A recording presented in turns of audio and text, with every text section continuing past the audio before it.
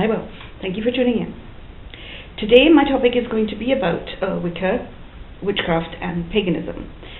You can put in YouTube Wicca, witches and pagans, and you will come up with a bunch of YouTube channels that are discussing this topic. What I want to do today is not explain which each of these words mean, what it's about, similarities or differences between them. That's not what I'm going to do today.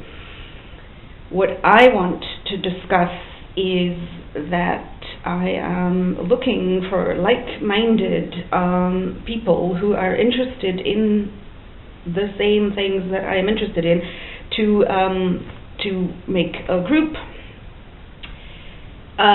Well, I have a group, I just don't have any people in it. And so that is why I was going to explain what my alternative lifestyle is about, in order to get people interested. And even, well, the problem is it's very hard to get people together in real time, so even on the likes of social media in some kind of form.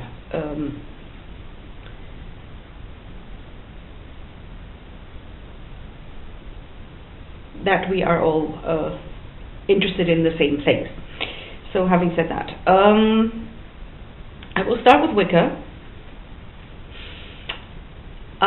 Gerald Gardner in the 1950s founded this Wicca movement. He was into Aleister Crowley and other occult type things, and so he kind of like reinvented or revamped up witchcraft and took his ideas to create Wicca, which is also a word, and I forgot what the word actually means. There is a meaning for that word as well. But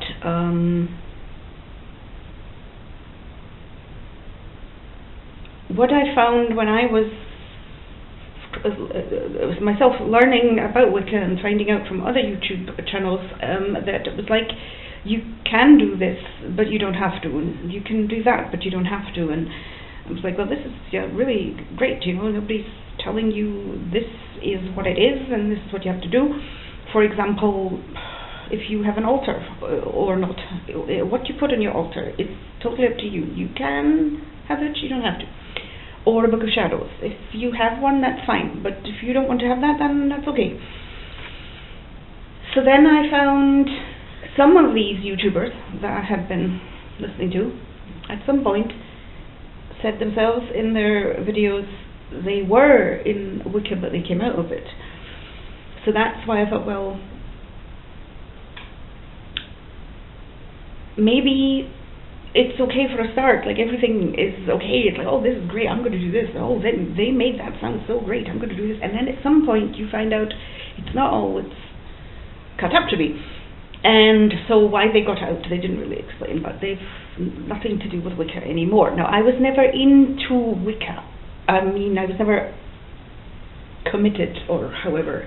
I know that it's a recognized religion in the USA, and I'm not too sure if it is in Britain. But for me, it's not a religion at all. It's not like it's a cult or something. You could say anything is a religion if it's that easy to make a new religion. So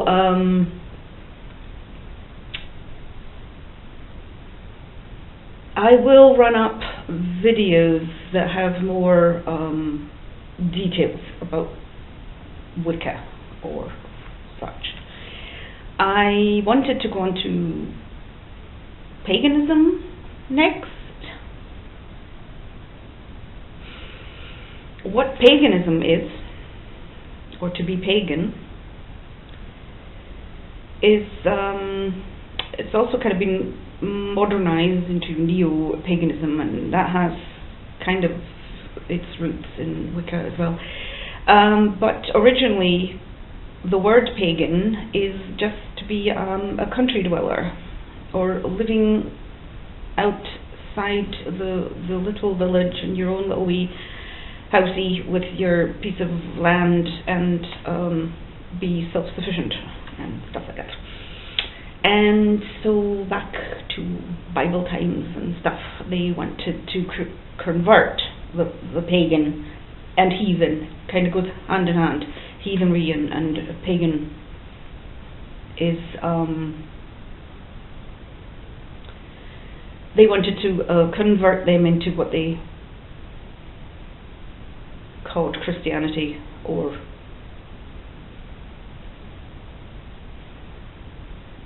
taking on their god, because the pagans had all kinds of gods. They believed in all the gods and goddesses, as we did before Christianity. And it's like even in not so distant past, missionaries going around the world trying to convert, well, the Native Americans in USA, or Maoris and Aborigines down in the Australian direction. That was then considered also heathen, or whatever. They were uneducated. They were dumb with what they were doing, and the newfound Christianity, or what I always blame the Catholic Church, was forcing themselves onto these people, because they said, well, they're ignorant, look at what they're doing, and then they're stupid, and then all this praying to all kinds of gods and goddesses. We need to convert them, we need to educate them, and we need to... That is what the church did anyway. And so I see the pagan stories in the Bible is basically almost the same as what we just done a few hundred years ago with the Catholic Church. That's when we came out of the Dark Ages, but I'm changing the topic here now.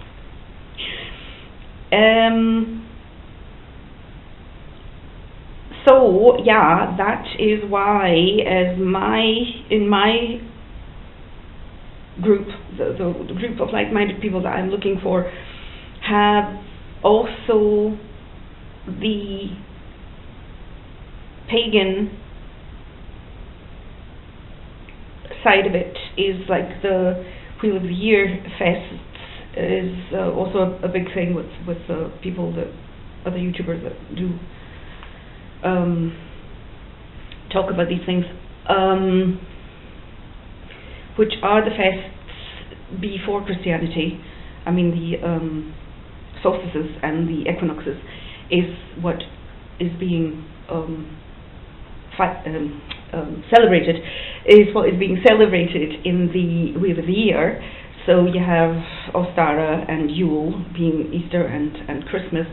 Even Samhain is All Saints' Day, the 1st of November is Samhain. Halloween is the eve before All Saints' Day, which is when the Catholics all go to graveyards and put candles on the grave of the ancestors, which is all what Samhain is about.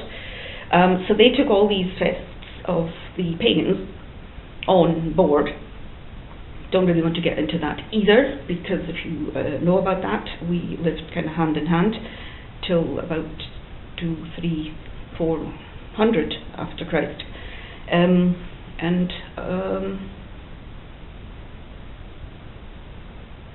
that is kind of why the Catholic Church kept the heathen or the pagan fests.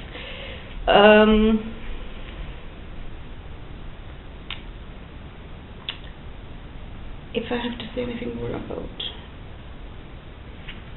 paganism, then I would go on to witchcraft now, and I left witchcraft to the end because this has to do with witches, and these YouTubers that explain Wicca also explain you can be Wiccan, but you don't need to be a witch. And you can be witch, but you don't have to take on the the Wicca thing. And as I said, I'm not actually going to explain the three different topics. It's more like what it is for me and people that would like to join me in this alternative lifestyle, because I don't believe, I don't think myself as a witch. I don't like the word witch at all, with all the stigma around about burning witches in the 17 and 1800s, which goes hand in hand with going around and converting the whole world into Catholic. But a lot of these YouTubers out there are always going on, oh, I'm a witch, I have no problem with using this word. Well, I do. As I said, it's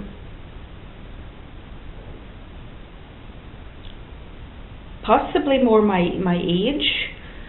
I think it's younger people, and with me growing up, there was a lot of stories about what happened and why, and that's a different topic on itself as well. Being where I live is very much still, or very much where a lot of these things happen. There are still areas where, like, tourists come to see this is where these things happened locally.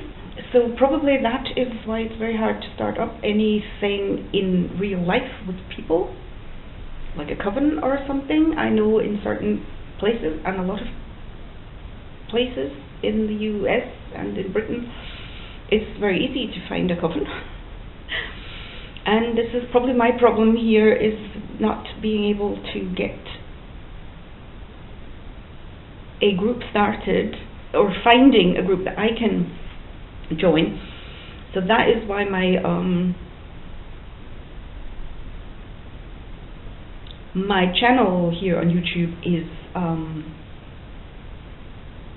also a lot to do with trying to find people who are interested in joining, even in a social media type of situation.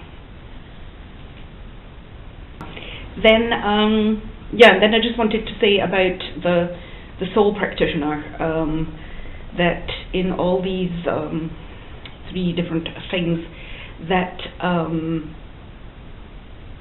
as a soul practitioner, I think everybody's a soul practitioner, because if you get into this in whatever it is that you want to do, you practice it as you want to, at home, in your own setting, house, apartment, as I said, with the altars or whatever, however you do that at home. But if you are in a group, then you kind of do your rituals and stuff together in a meeting, like once a month or something like that. So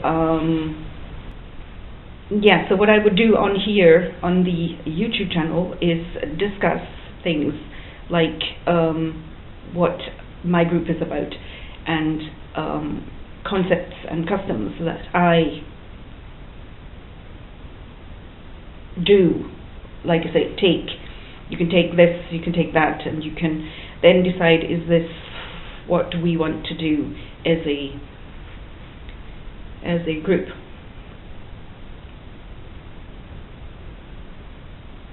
So I thank you very much for tuning in, and hope to talk to you again next time. Bye.